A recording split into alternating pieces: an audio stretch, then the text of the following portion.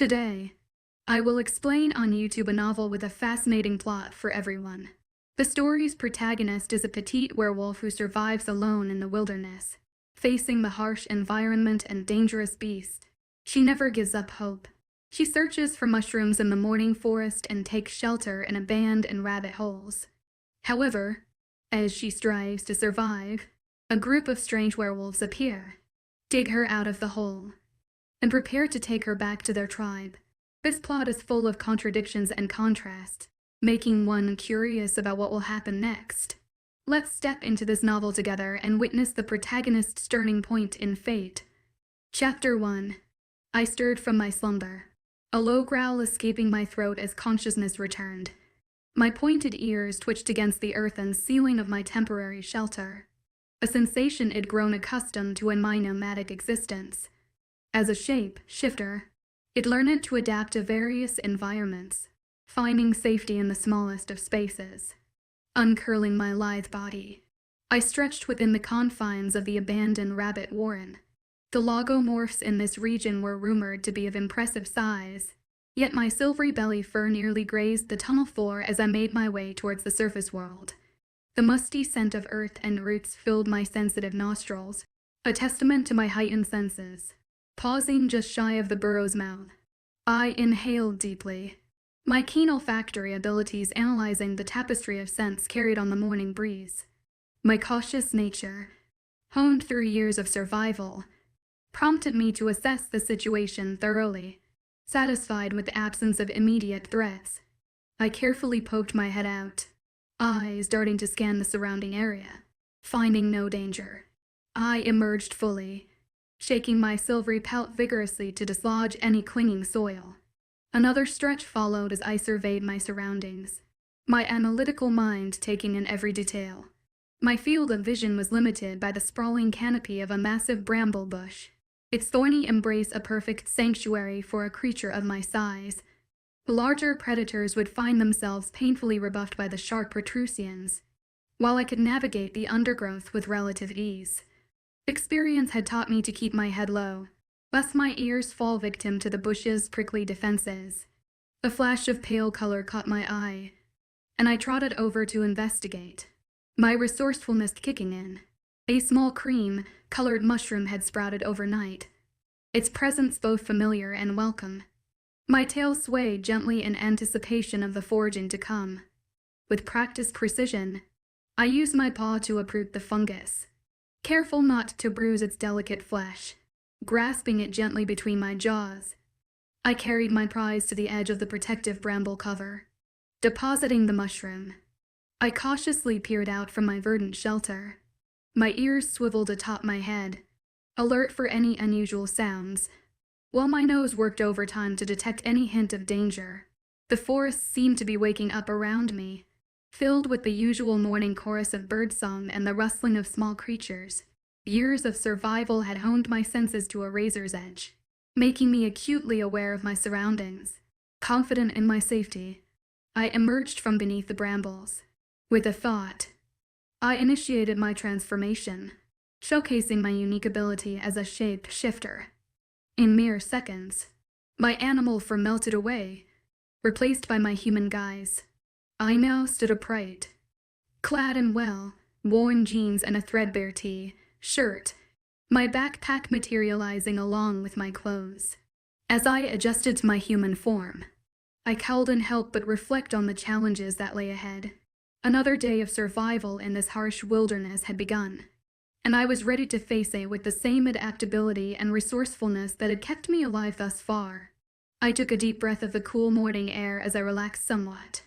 I was more at ease in my human shape simply because my wolf shape was so small. Most werewolves were large enough to almost look a human in the face. I, on the other hand, could barely lift my head high enough to reach someone's knees. A runt. I had even seen some huge house cats that were bigger than me. At that size, quite a few creatures might think about trying to turn me into a meal.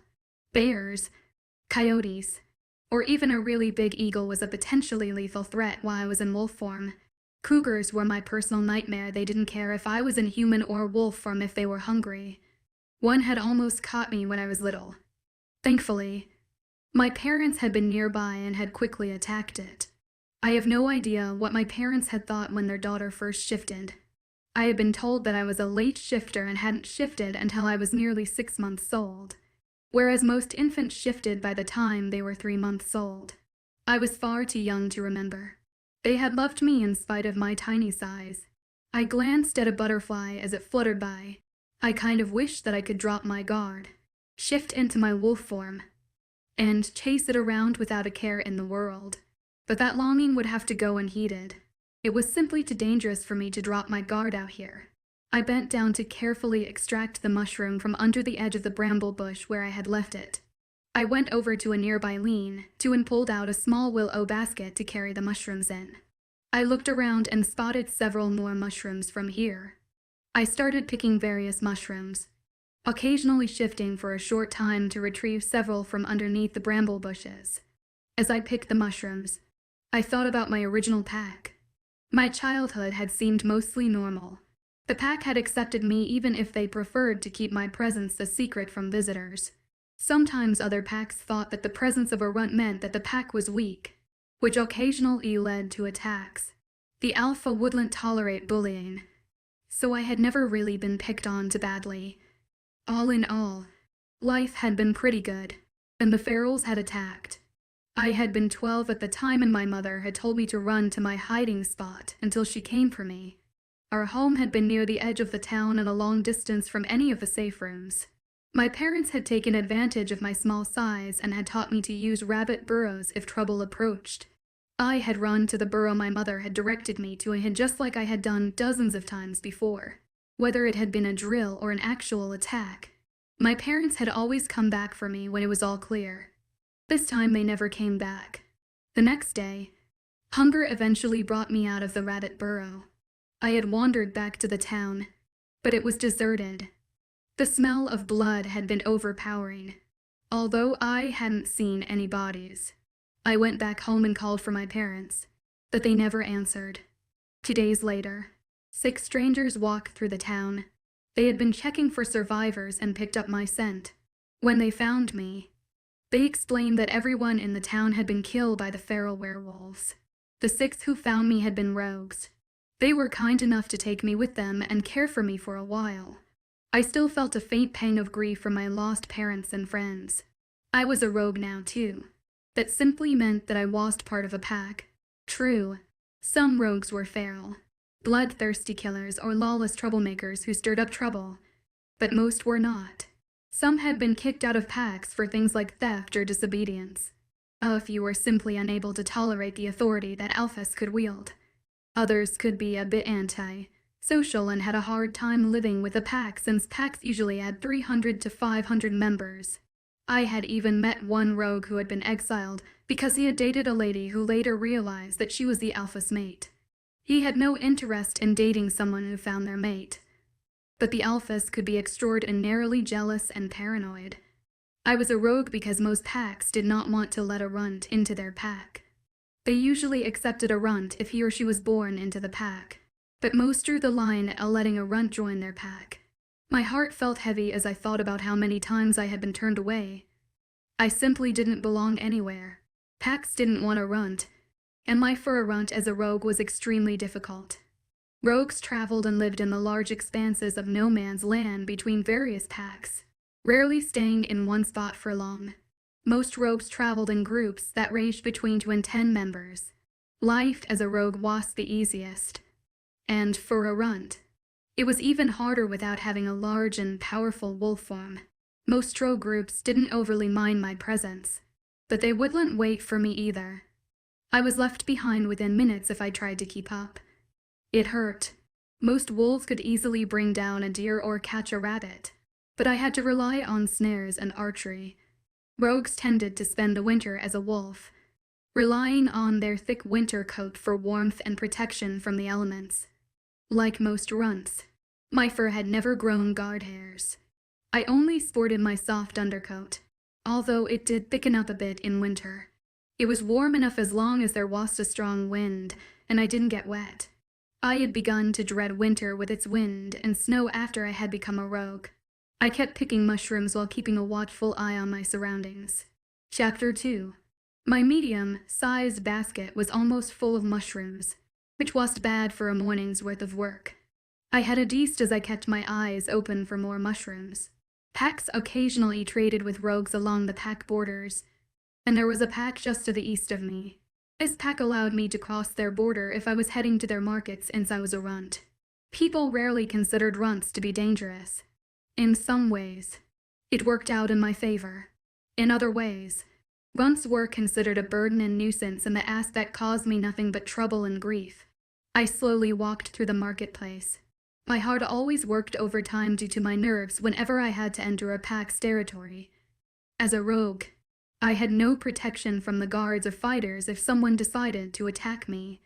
The pack members mostly ignored me, as if I were a clump of dirt. I had lived near this pack's border for several years now, so I was exactly a novelty. This alpha allowed me to come to the market whenever I chose in exchange for the promise that I would not cause any trouble and that I would give a howl if I thought I saw something dangerous heading towards their borders. I walked towards one elderly lady. She looked up and smiled as she saw me. She greeted me. "Ah, Jade.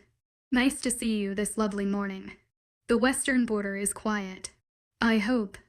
I smiled at the kind, elderly lady and replied softly, "Good morning, Mrs. Eldoran. It is good to see you looking so well. Things have been pretty quiet, although I have seen a black bear on and off throughout the week." I kept my voice quiet and soft. It made me look somewhat meek, but it did seem to keep most people from trying to use my words to pick a fight with me. This lady had always traded fairly with me. She replied, "I will just let the others know to keep an eye on the younger children, just in case the bear decides to wander in this direction. What do you have for me today?" I opened up the lid on the basket and came forward where she could see it more easily. She inspected the contents as she responded, "Will the usual trade work?" I nodded and she turned around to bag several loaves of bread. It was dense and grainy, the kind that filled you up fast and kept you full for a long time. She didn't question if the mushrooms were edible. At this point, they rarely bothered to check if anything I brought in was edible. In the beginning, they had inspected everything when I first started trading, but after a year with every scrutinized object turning out to be edible, they had ceased their endless checks. At the age of 21, I had spent almost half of my life as a rogue and had been taught by quite a few rogues that I had met over the years. I knew almost every edible thing in the forest. We talked for a bit before someone else approached her booth. I bid her farewell and turned to head back to No Man's Land. I kept an eye on the others as I slowly walked through the busy market. I walked slowly to avoid drawing attention to myself. There were two people sitting on a bench kissing. I was not surprised to see that they had turned out to be mates since I had been sure of it even before the girl had turned 18 last week. They just had that look about them and had somewhat gravitated towards one another even before they were old enough for their mate bond to appear. I glanced around, but didn't see either the beta or alpha. The two men were probably out meeting other alphas and working out trades while dealing with the endless world of politics. I could see their mates helping out with the market. Although I had expected to see them here, the beta and alpha usually dealt with policy and relationships with other packs while their mates, the Luna and beta female, usually concentrated on smaller details and events within the pack. I watched a heavily built man as he crossed my path without glancing at me. He was one of the pack's enforcers and was probably heading over to break up a growing argument at one of the booths. The alpha and beta relied on enforcers to keep the peace if they were not in the immediate area. Enforcers enforced the law and helped keep the peace. They were skilled fighters and could usually equal an alpha's speed and strength if fight broke out. A pack usually had one or two enforcers at any given time, and they almost never went outside the pack's borders.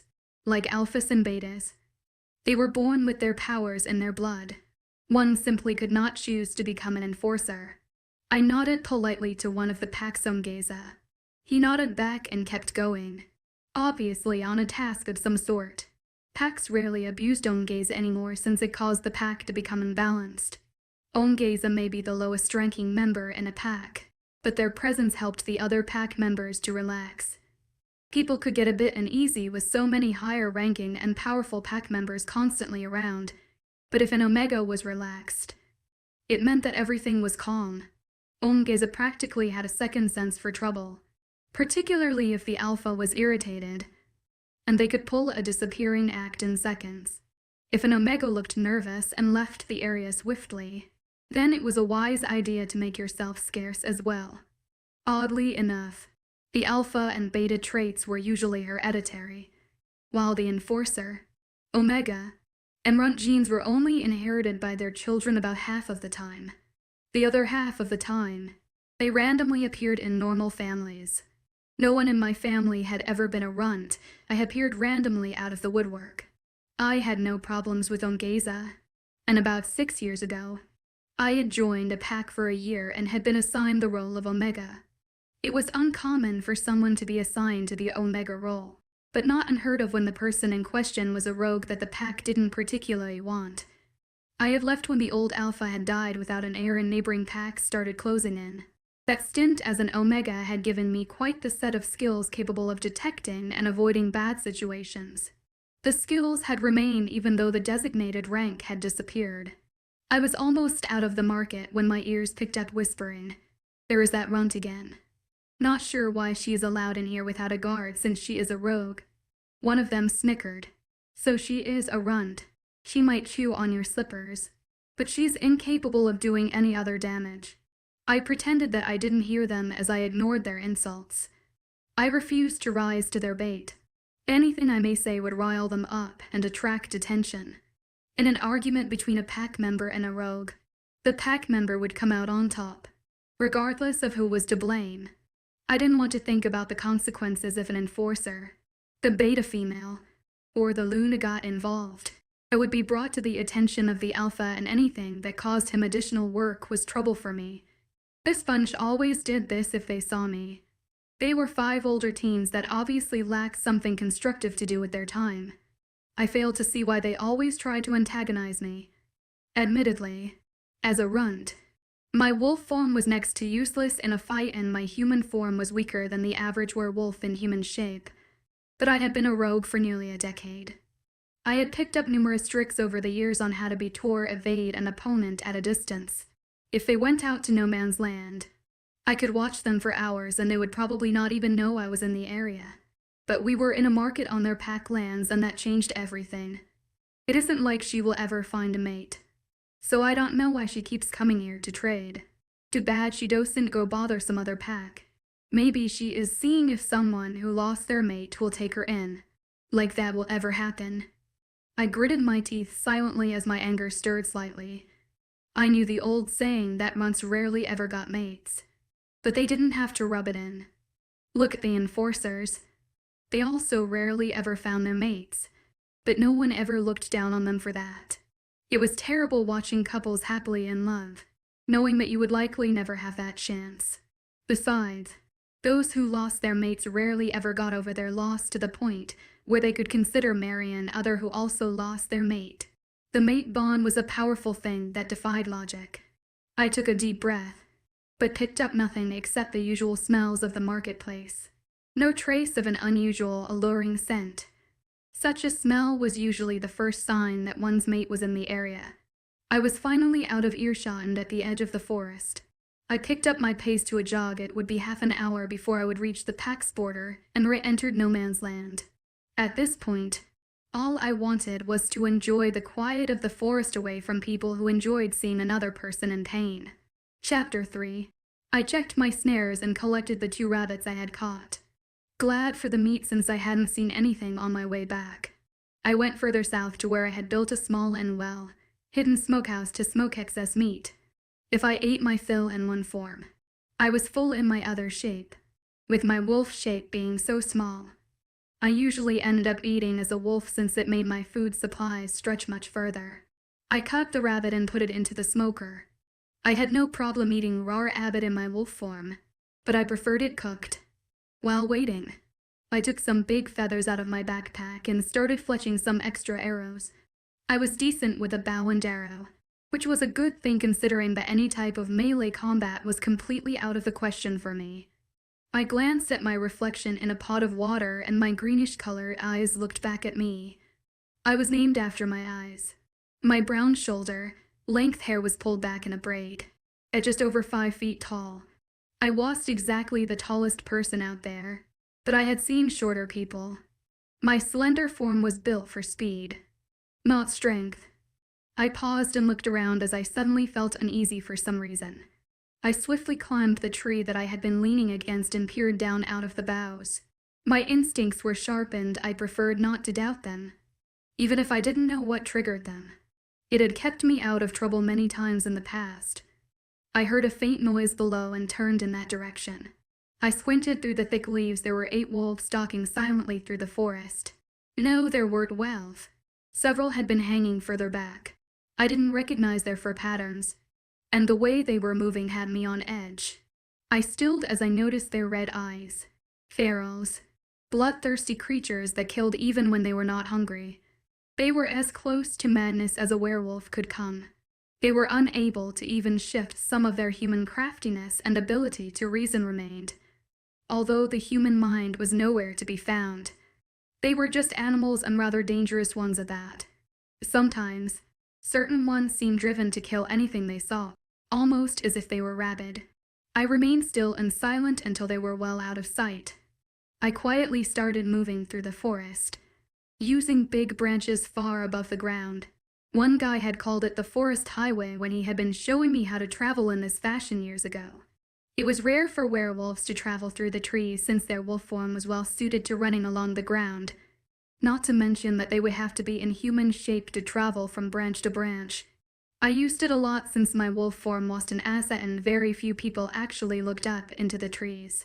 Another good thing about traveling through the trees was that scents high up in the forest were nearly impossible to track from the ground, that is, if anyone down on the ground even picked up the scent in the first place. It was doubtful that the ferals would scent me.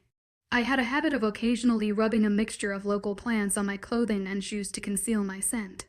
Most rogues did it out of habit. We smelled like the forest we lived in. When I was quite some distance from where I had been, I shifted into my wolf form while carefully perching on a thick branch. I threw my head to the sky and held an alarm call into the evening sky. The pack's entries would be written would be on high alert in case potential trouble appeared. I swiftly shifted back and used the forest highway to put distance between me and where I had howled. Those ferals would possibly try and track down whatever wolf had given their presence away. I was very thankful that they were unable to shift into human shape and climb. It would be even better if they never found me, though. I really didn't want to be shadowed by tenacious and aggressive wolves as they followed me on the ground below. I moved quickly and silently through the tree branches. The only creatures that noticed my passage were the birds and squirrels. I kept an eye on the ground as I remained sitting high in a spruce tree. Luck must have been with me since I had not seen or scented the ferals as the afternoon and evening passed. I had not heard any noise from the border either, so the ferals must have abandoned their ambush once their cover was blown. I remained near the smoker as I smoked the rabbit meat. The smoke was carefully funneled up a long piece of pipe into the tree canopy to the point where the scent was faint and scattered. I was uneasy and had been on edge since the ferals had appeared. I didn't want to be on or under the ground tonight. Ferals were persistent enough to break up bramble branches until they were close enough to the burrow to dig it up. It may take them most of the day, but rationality didn't really apply to them. There had been enough of them that I wasn't going to trust to the 2 other escaped animals on that rabbit burrow either.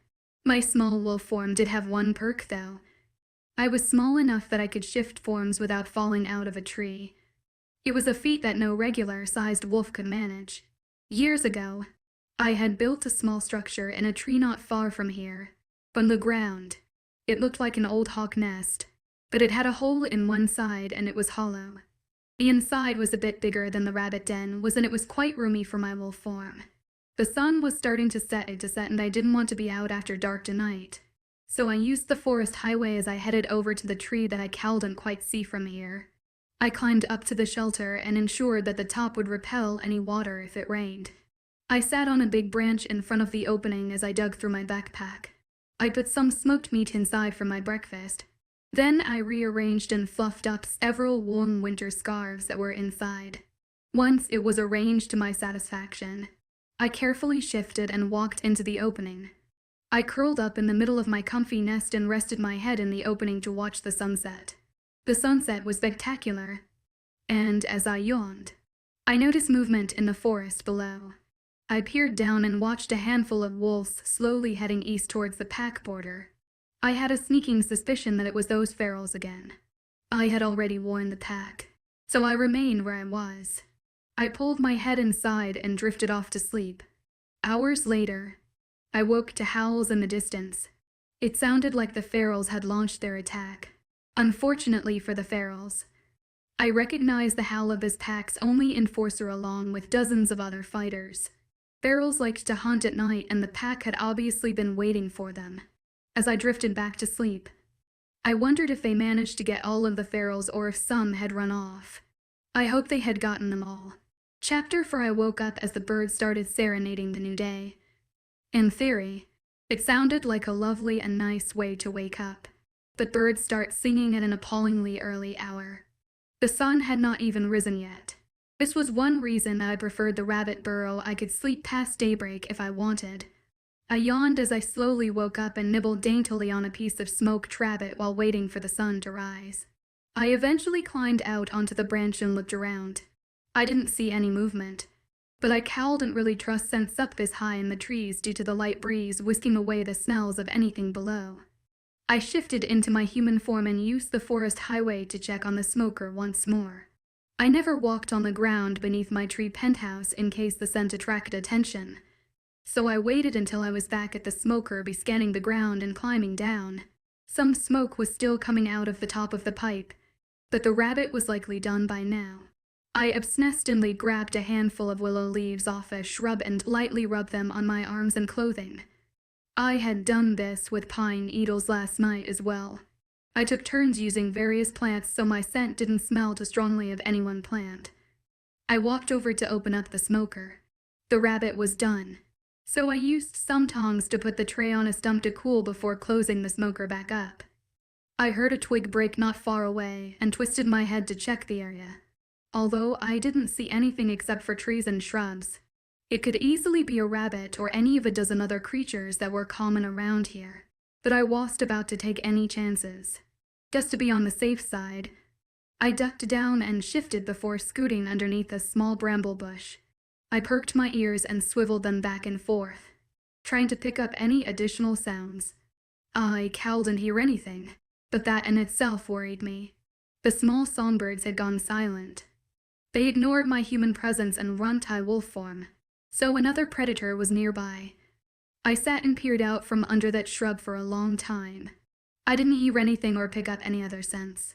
I remained in my hiding spot for quite a long time before the birds slowly started singing again, meaning that the predator had likely left the area. I was thirsty and tired of sitting here on high alert for so long. The smoked meat would be cold by now, so I could quickly grab it and hit the forest highway. Perhaps I could visit the nearby pack and check how that fight had turned out. If any of the ferals had escaped, I wanted to know about it. I carefully crept out from under the shrub and trotted towards the meat. A hint of tan out of the corner of my eye froze me in my tracks. I swung my head towards where I had seen the flicker, but couldn't see anymore. My heart started beating faster. That color was the right shade for a cougar. I pricked my ears and tilted my head while concentrating. It had been a long time since my short stint as an omega, but the rather limited abilities still remained if I tried to use them. I opened up my omega senses. Wolves. They didn't have that aura that ferals gave off. So it was another group of werewolves. There were 4 of them in a half circle facing me. At this point, they were unable to see me, although the tan one in front of me had gotten a glimpse of me and had likely alerted the others through their mind link. The wind shifted and I finally caught their scent. My eyes widened in nervousness. It was a pack scent and not a pack I had ever scented before. In no man's land, pack rules didn't really apply, and some packs were well known for attacking rogues for fighting practice even when the rogues had done nothing wrong. My omega senses told me that they were focused on me even though they could not see me at this point. I took a few slow steps backward as my heart sped up. This was not a good situation. I could not climb a tree fast enough to evade full-grown wolves, and they could easily shift to their human form in pursuit of me. Their ender and strummed mine in either form. I was not near any large bramble bushes, and a small one would not be sufficient protection from for determined wolves. So now the question remained, did they mean me harm? The fact that they had remained hidden for at least half an hour as they waited for me to come out was not a good thing. Most friendly rogues or pack members would shift into human form and call out. Only trouble stalked and waited in ambush. All of the scents were male, and my omega senses told me that they were strong fighters. This made me very worried. I almost wished that a feral had escaped the other pack and had found these guys before they had found me. My eyes darted to the side as the dark brown shape skulked in the long grass. His belly was almost touching the ground as he crept forward while trying to keep out of sight. His eyes met mine as he realized that he had gotten caught. I whirled around and ran in the other direction as fast as my small feet could carry me. My heart sank as I heard steps of footsteps following in hot pursuit. I used tactics that many small animals did, such as trying to go where larger creatures were unable to follow. I darted under several small bramble bushes and kept going at the far side. It may momentarily slow me, but they had to make a detour. My heart was flying even faster than my feet as I tried to evade my pursuers. I heard a yelp as one tried to follow and realized seconds too late that the thorns on the bramble bush were capable of piercing even a full-grown werewolf fur. I darted under partially fallen logs and through rose bushes, thankfully. The rabbits had beaten many trails into the ground around here, and I used them readily as I raced through the forest. I was breathing hard as my heart raced with fear and exertion. My steps faltered as I sensed that two of the wolves had sped ahead on a larger circuit and were waiting to intercept me. I launched towards a tree and used my feet to ricochet off at a 90-degree angle without slowing my speed. One of the wolves following further behind was able to easily correct for my new direction and picked up speed. His other companion had been close on my heels and was going too fast to change direction so swiftly. It would take him a minute to catch up, but the tan one was closing in, and I started to panic. There were no larger bramble bushes in this area for me to hide under, nor did there seem to be any other sort of shelter. I was going to be able to maintain this sort of speed for very much longer, and the pursuing wolves were getting closer. I saw a black hole under a small bramble bush and desperately raced towards the rabbit burrow. I darted under the edge of the bramble bush as the tan wolf went around. He had been expecting me to come out the other side like I had always done before, and it gave me the precious seconds I needed to squeeze down the rabbit tunnel. If he had kept on my heels, he would have caught me. He had not expected me to fit into a rabbit burrow. My relief was short. The rabbit that had dug this burrow had obviously not survived long enough to finish it. There were no escape tunnels, and the den itself was far too close to the surface.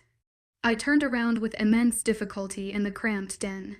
The tunnel was only about twice as long as the average human arm and almost completely straight. I could clearly see the bramble bush above the tunnel opening as I panted. I sent a silent prayer in hopes that the bramble bush would deter them and that they would not realize just how shallow this burrow was. I waited anxiously. Chapter 5. I tried to keep my panting quiet as I listened and used my omega senses to figure out what was going on above. I usually didn't come across many wolves in no man's land, so I had lost the habit of using them constantly. My omega senses were rusty from disuse, like stiff muscles that needed to be limbered up. But I could sense that all four had gathered around and were inspecting the small bush. The bramble bush was much larger than the average wolf, so I was sure how much of a deterrent it might be for them. They knew I was here, and they were so focused on me. I sensed one of the wolves shift into his human form. Not long afterward, I saw a rope pass over the burrow entrance. My heart started racing once more as I saw and heard the bramble bush shake. I heard the man grunt as he and one of the wolves hauled on the rope that had been looped around the base of the plant. Another wolf joined in, and with a rustle of leaves and loose dirt, the bramble bush was uprooted from the thin rocky soil. Moments later, I could see blue sky through the entrance. The view was blocked as a black wolf peered into the tunnel. His sharp brown eyes locked onto my frightened ones as he gauged the distance between us. He backed up before he started digging at the tunnel entrance. The dark brown wolf joined him, and their powerful legs made short work of the loose dirt and pebbles as they widened the tunnel. I squirmed against the wall behind me and looked around desperately. But I was definitely at the end of the tunnel and there were no half-hidden escape tunnels. I started shaking as I got closer. Soon, there wasn't enough room for to dig in. The black wolf backed up to let the dark brown one take over the entire digging operation. I winced in fear at this point. He was close enough to reach me with his paws if he tried. Seconds later, he sat back on his haunches as he examined the remains of the tunnel. I blinked in surprise as he shifted. I pushed myself back against the dirt behind me as far as I could as he suddenly leaned forward. He reached a large hand into the tunnel as he said, "Come here, you." My wolf form didn't stand a chance against the large man, but I snapped my teeth in a warning. It didn't seem to even bother him as continued to reach for me. I swatted at his hand with my paws, trying to dig my nails in. Not that a scratch would stop a werewolf in either form, but there wasn't much else I could do to discourage him. He reached further into the burrow, and I growled a terrified warning. His fingers brushed my shoulder and I swung my head around to bite his hand. My teeth clenched down on warm skin and the faint taste of metallic blood told me that my teeth had managed to break the skin. His reaction was a grunt of surprise and he jerked his hand upwards in an automatic reflex. The movement ended up banging my head against the top of the tunnel. I let go. He quickly took advantage of my dazed condition as he skillfully grabbed the scruff of my neck. I yelped in fear as I tried to scratch him with my claws since I couldn't land a second bite due to the way he was holding me. My claws scrabbled against his wristen for arm in panic as he dragged me out of the tunnel. I ripped in his grip as I tried to get loose. There wasn't enough room to shift, and even if I could, it probably wouldn't help me any against a trained fighter. He quickly pinned me to his chest with both arms. It was a known tactic to prevent runts or young pups from shifting back to their larger human form. I struggled in his grip to no avail. He backed out of the hole he had dug before turning around to face his 3 friends who were all standing behind him in human form. They all looked like they were in their mid-20s, and they were grinning at their accomplishment of digging me up. The guy holding me chuckled as he told them, "Sure has sharp claws." For a moment I was beginning to wonder if I had managed to grab a cat. The previously tan, colored wolf stepped forward, and I redoubled my efforts to get loose. The man holding me had me firmly pinned in his arms though, and my struggles didn't faze him.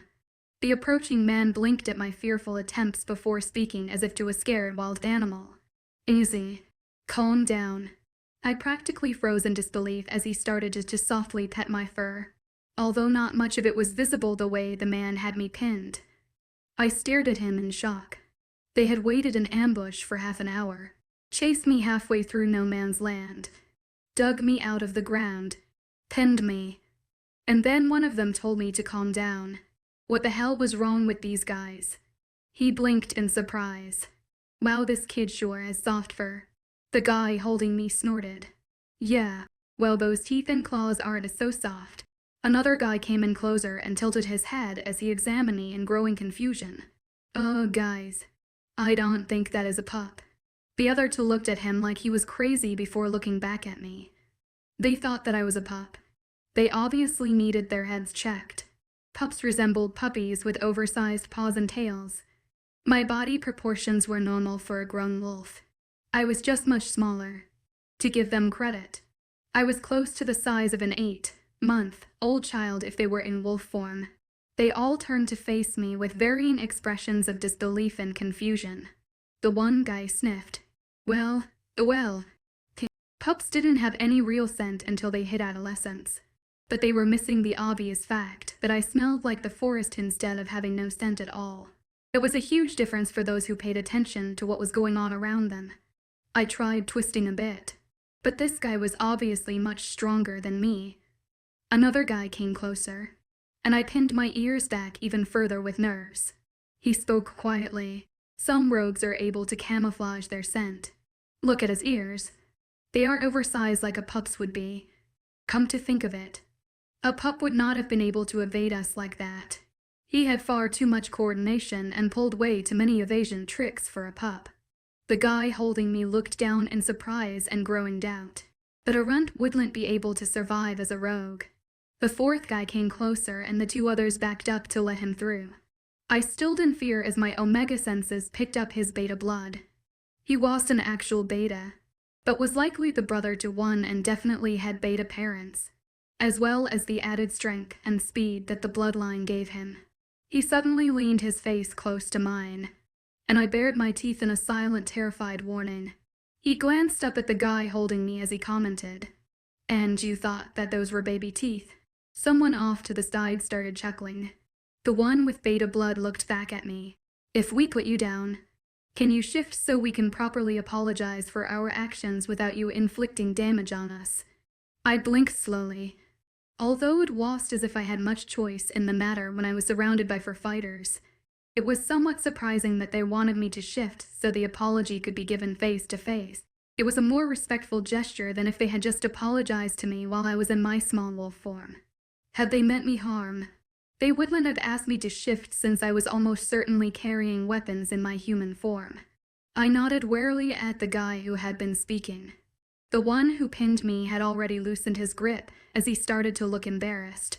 He knelt down to put me gently on my feet before standing up and taking a few steps back to give me some room. Had they seriously thought that I was a pup, or was this a trick? They obviously had the advantage over my wolf form.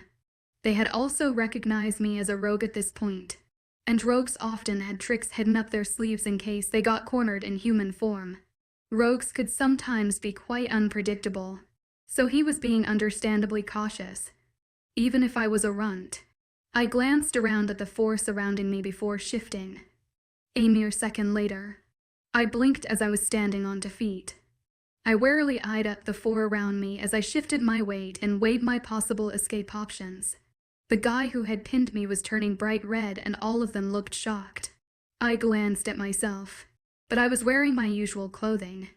I had a heavy belt knife on my belt as well as my bow and arrows on my backpack. I knew I had a handful of slim blades balanced for throwing hidden in various sections of my clothing, but they were well hidden from sight. I glanced back at them. 1-on-1. I had half a chance of escaping into a tree, with all four surrounding me.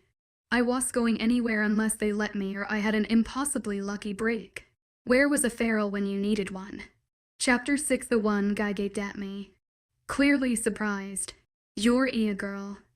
I blinked slowly at his shocked greeting. Although the way the previous man had pinned me, they probably had just assumed that I was male like most rogues. He turned bright red in embarrassment at his slip of the tongue and my silent, wary stare. He looked to be in his early 20s and was a bit slimmer than the other three guys. He shuffled his feet as he mumbled, "Sorry about that. It just took me by surprise." I nodded slowly in acceptance of his apology. My senses told me that it had been sincere. The fourth guy stepped forward, and I turned to face him. He was the one with beta bloodlines. I shifted my weight uneasily, and he cleared his throat before he spoke. "Please accept my apologies for what happened. We thought that you were an orphan pup. None of us has seen a runt before, and the possibility didn't cross our minds. We truly did not intend to harm you." All of my senses told me that he was telling me the truth. I relaxed a bit and nodded again. I was curious, though, and asked, "Why would you think a young pup in the middle of no man's land would have to be an orphan?" He gestured to the east. "Last night, we heard a bunch of howling and arrived just in time to help a pack fight off a dozen ferals. We caught a whiff of smoke from the west and came out to ensure that no one else had been injured. We came across a camp. Although we didn't see anyone around, we checked the area, but came up empty. On the way back, we caught a glimpse of you and thought that you were a pup. We waited to see if you were calling your parents or group in. When no one showed up after so long, we thought that they may have been caught by the ferals, which would have left you as an orphan. We decided to catch you and make sure that you got adopted into a pack." The guy who had pinned me shrugged as he added his own explanation. "It didn't seem right in our minds to leave a pup all alone in no man's land. We just didn't realize that you weren't a pup. Sorry about pinning you like that, but I have to say in my defense that you have extremely sharp claws." He looked amused, and I grinned slightly in response as I regarded the dozens of minor lacerations on his wrist and forearm. They weren't serious and would heal but it did look like he had grabbed a wild barn cat by the tail. I sharpened my claws a bit so I could climb tree branches easier, but I wasn't about to tell them that. I comment adidly. You could have tried talking while you waited or before you started digging. It would have saved you a lot of trouble. It would have been much easier for me as well. They obviously were not used to dealing with rogues. He made a wry face. I will keep that in mind for next time. His friends had walked over to stand by him, so they were no longer surrounding me. I appreciated it. As a runt-in rogue, I was more cautious than most. Being surrounded made me uneasy, even if they claimed to mean me no harm. One of the others inquired, "What are you doing all the way out here anyway?" I was pretty sure the speaker was the Black Wolf. I shrugged as I said, "Most packs will not adopt a runt because it look weak." He looked surprised. "I never thought of that. How do you manage to survive out here?" I replied, "Mostly hunting and gathering for my own needs, and occasionally trading for things I can't make on my own." The one with beta blood looked intrigued as he inquired, "What do you trade?" "Usually, whatever I can find that they want. Berries, mushrooms, occasionally precious stones, and some other things." He got a faraway look in his eyes that meant he was having an intense discussion with someone via his pack's mind link. Considering the other three didn't have that look, he was probably speaking with someone else in his pack. His eyes refocused on me. "I just spoke with Luna. She is quite surprised that you have done so well out here and wishes to invite you to join the pack. She also has a soft spot for mushrooms." I was stunned and suspicious. People usually did not just approach rogues with offers to join their packs, especially runts. It just didn't happen. I had been turned away by dozens of packs that I had approached. I was suspicious, to say the least. I carefully gauged his expression and said, "There is something that you are not telling me." He blinked in surprise before sighing in defeat.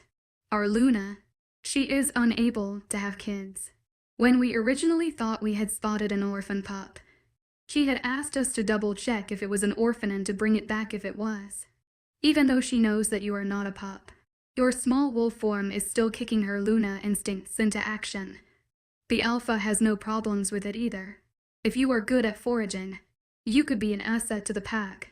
I listened carefully, relying on my Omega abilities that would allow me to detect a lie. It was the complete truth, though. Their invitation also made sense now. Lunas had a tendency to protect any in their pack, as well as any child. Even though I was an adult, my tiny wolf form made that fact a moot point to her instincts. It wasn't unusual for most wolves to treat runts somewhat like pups if the runt was part of the pack. I often used a few puppy-like behaviors when in wolf form around other wolves, since it made them more laid back and tolerant, even when I had visited other packs. It was just a small number of prejudiced or biased individuals who caused difficulties. The average individual was tolerant enough. There was another wolf rank that had the small size of a pup, called a comforter, but they never lost their puppy features. They were only found in about a third of the wolf packs, so they were almost as uncommon as runts. They were usually kept away from outsiders, although I had spoken with one once. He had told me that he considered his most important task in his pack to be that of comforting others. His tiny size and puppy features made the pack members want to cuddle with him. My small size gave me some leeway, but I looked like an adult, just in miniature. I also lacked the calming abilities that the comforters had, so I needed a different approach. For a runt, life as a rogue was always dangerous and often short. I had been trying to get into a pack for years with no success. I did kind of miss being part of a pack, although I was sure how well I could fit into a pack after so many years as an independent rogue. I glanced at the others as they waited for me to decide. I asked, "I think I would like to try. Which pack is this?" "Nightwind pack." That was not one I had heard of or had encountered before. I tilted my head as I said, "I have never heard of it, so there is a good chance that it is not anywhere nearby. I am not exactly able to keep up easily with other wolves." I trailed off, waiting to see how they would respond. The Bayo looked deep in thought. "It is about a week's journey to the west." If we can get a picnic basket, would you allow yourself to be carried in it?" At least he didn't suggest that one of them carry me by the scruff of my neck like a pug for that kind of distance. It was equally obvious that I would be unable to keep up on foot. I didn't see any problem with the solution he was offering. I nodded in acceptance. I have no problem with that. Although I would like to let the pack to the east know that I am leaving. He grinned at me. Well, little witch, well, that is easily accomplished. Another member of our pack will be stopping by there in a few days. His eyes got a faraway look for a few moments before he refocused on me and said, "Done. He will relay the message. Now all we have to do is find a basket." Considering we were in the middle of no man's land, that task was easier said than done. I glanced around. My wild run hadn't covered too much distance, so I knew exactly where I was. I did a quick inventory of where I had hidden various baskets and bags. "If someone is willing to run back to where you found me," I said. There was a big basket in the raspberry patch beside the smoker. One guy said, "I'm on it." He promptly turned around and started to run back. He jumped over a log and shifted into his tan wolf mid-leap. I blinked as he disappeared from sight and glanced at the one with beta blood. He shrugged. "Andy will be Andy." He held out his hand to me, saying, "In case you didn't catch it, I'm Bruce." I shook his hand. "I'm Jade." He nodded and gestured to the others. "The one to the left is Phil, and the other one is Terry." I shook their hands, still a bit uneasy in the presence of these strangers, but hiding it. My senses finally allowed me to tag a name onto the wolves that had previously chased me. Phil would be the black wolf, and Terry was the dark brown one. We waited for Andy to return with the basket. I was a bit nervous about accompanying these strangers, but the chance of getting accepted into a pack was too tempting to pass up. Chapter 7. I lay down in the basket as I watched the forest around me. Andy was carrying the basket in his jaws at the moment, although they all took turns carrying the basket with me in it. They made much more distance in a day than I could on foot in a week. It was a silent run, at least for me. They were probably mind-linking one another and their pack, but I wouldn't be part of the pack link until the alpha bound me to the pack in an acceptance ceremony. At night, they had me sleep in the basket while they curled up around it. It made me uneasy to sleep while so exposed, but I trusted them to keep any predators at bay. Most wildlife wouldn't tangle with a full-grown werewolf. I was somewhat amazed that they never picked up the occasional scents of rogues who covered their scent with foliage odor, and we had crossed several such scent trails already. I was used to picking up the slightly out-of-place scents and detected them with the ease of practice. Bruce had been surprised when I had mentioned the rogue scents. Then again, none of this group could even pick out my scent from among the scents of surrounding forest despite several attempts. Perhaps I had been a rogue for too long. Perhaps they needed their noses checked. I learned more about the four of them over the week when we stopped in the evening and shifted to our human shape. They were actually on their way back from a meeting with a pack much further east than where they had found me. They had been stopping at most packs to see if one of the pack members happened to be their mates, although they hadn't had any success. They were a pretty laid-back and easy-going bunch. They were also endlessly curious about life as a rogue, although they didn't seem to understand most of my explanations. They just cowled and wrapped their heads around such a different lifestyle. I lifted my head and scented the wind. Even from here I could pick up the night wind pack's boundary. It wouldn't be long until we arrived. About 10 minutes later, we crossed the boundary, and not long afterward, I picked up the scent of several sentries and patrols that had passed through as they protected the border from trespassers and ferals. I looked up into a tree that was off to the side and saw a human sitting in a game blind amongst the branches. The sentry was watching us and seemed surprised that I spotted him so easily. I heard Danny chuckling above me and saw the other three glancing at me with somewhat impressed looks. I assumed that the sentry had mind-blinked them when he noticed I had spotted him. I am not sure why it's the sentry. His game blind didn't blend in that well, and his scent was entrenched in the area. I rogue lived in the forest and we were used to the forest's natural rhythms. Anything even slightly different or amiss caught our attention like a neon sign at midnight in the middle of the desert. I didn't even need my omega senses to tell me that he was there and watching me. I had been using my omega senses a lot more over the last few days as I tried to get back into the habit of relying on them. It had been years since they had been of any assistance, so I hadn't used them. If I was going to be joining a pack, then they would be helpful once more. We kept moving, and although I didn't see any other sentries or patrols, I could still sense the occasional one if we passed nearby. About an hour later, the trees finally thinned and we came to what looked like a village. There were about 40 or 50 various shops and buildings lining several central streets. I could see small cottages on the far side with dozens of trees providing a more natural ambience. No tree could help hide the huge pack house that stood among the oak trees like an earthy jewel on display. Its brown brick walls were softened by dozens of vines that climbed up all 5 stories. The sprawling building looked like it had been expanded a few times with various wings branching off to the sides. I had no idea how far back it went into the forest, but it could probably house the entire pack if needed. The scent of the manicured trees in the town and the wilder forest around it were similar, but different enough that I knew that my scent would always stand out a bit regardless of which plants I found. I gave myself a mental shake once I was accepted into the pack. My scent would start to reflect the pack I had joined.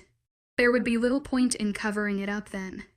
The thought had been a rogue's automatic thought, not something that a pack member would likely even think about. Andy stopped and put the basket down before shifting so he could speak to me. He looked down at my wolf form and said, "We figured that you might want to enter the town on your own feet." I jumped out of the basket and swiftly shifted. The other 3 had shifted sucher Andy did, so they were human by the time I shifted. They walked with me along the edge of the forest as we skirted the town. I could see that the main section of the town was fairly busy with people coming and going. I inquired, "How many members are in this pack?" Bruce shrugged. "About 300. That was about average for most packs, and most of the members would be scattered about on various tasks. Some were fighters and scouts while others would be cooks, storekeepers, or any other job that was required. It looked like we were heading for the pack house, which made sense since that was likely where the Luna and Alpha were. I glanced at Bruce and asked, "Who are we going to see?" "The Alpha is visiting another pack at the moment, so we are going to see the Luna," he said. "She is in the pack house at the moment, and she is looking forward to meeting you." I nodded, although I was still surprised that they would accept a runt so willingly. I had been turned down by well over 100 packs over the years. I cowed and trapped my mind around the fact that they had brought forward the offer, even among rogues with excellent fighting skills. It was extremely rare for packs to approach them directly with an offer to join their pack for a runt. It was unheard of, although it was extraordinarily rare to find a runt living as a rogue, so it was hard to say for certain. I saw a few children playing in a playground off to the side as we walked past several pack members who were also on the path. Quite a few glanced at me in curiosity, although they probably knew that I was the new member who happened to be a runt since the gossip vines in a pack spread any information like wildfire in ryegrass. It had been years since I had used my omega senses in a pack situation like this. I was pleased to discover that the abilities had not weakened from lack of use. I was also relieved that I could sense no hostility from anyone, just curiosity. We got closer to the huge building, and I extended my omega senses with some difficulty. I could sense a bright soft aura in the pack house, which would be the Luna. The pack house was pretty empty since it was mid-afternoon, but I could sense about 20 sparks in the same large room that the Luna was in. The shimmer would be the beta female, to Werewolves. I had no idea what the one was, though it was like a red, hot coal from the heart of a fire. It had an odd sense to it, like it was slumbering until something fanned it to life. The rest of the sparks were normal pack members, although I suspected that there was an enforcer in the room from the ringing quality. He was using his abilities, so I wouldn't be able to pinpoint which spark was his until he used them, or I saw him up close while using my own sensing abilities. We walked slowly down the street as I admired the gardens on either of the main walkway. It was like the forest had pulled back to form a clearing just for the pack house. The place was clean and well kept, and I cowed and spot anything on or around the pack house that looked like it needed fixing or maintenance. Nothing super fancy, but it tied together with earthy tones that fit in beautifully with the forest around it. The whole town had a similar look, well kept and tidy, with plenty of ties to the surrounding forest.